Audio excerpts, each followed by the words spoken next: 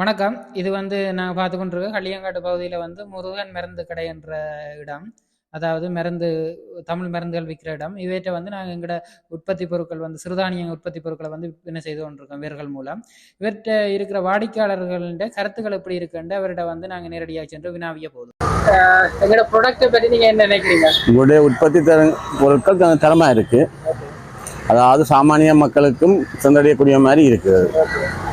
அதை விட சுத்தமாக, அதாவது தரமாக இருக்கிற பொருள், மக்கள்கிட்ட வரவேற்பு நல்லா இருக்கிறது. பாய்ச்ச மக்கள் திரும்பவும் வாங்கி கொண்டு போகிறார்கள். பொருள் தரமாக இருக்கிறது. அதே பொருள் தரத்தோடு நீங்கள் எங்கும் தரணும்னு நாங்கள் விரும்புகிறோம். சிறுதானியம் தொடர்பாக மக்கள்கிட்ட இருக்கிற விழிப்புணர்வை பற்றி சிறுதானியம் பற்றிய மக்களிட விழிப்புணர்வு காணாது, போதாது.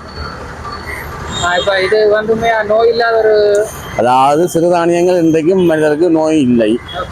ஆனால் எங்களுக்கு மக்களுக்கு அதை பற்றிய விழிப்புணர்வு காணாது. மற்றது ஒவ்வொரு சிறுதானியத்தின் பயன்களும் அதில் இருக்கிற புரதங்கள், நாச்சத்துக்கள் அளவுகளை பற்றி, அதாவது என்னென்ன நடக்கும்ன்றதை பற்றி ஒன்றுமே விளக்கம் காணாது.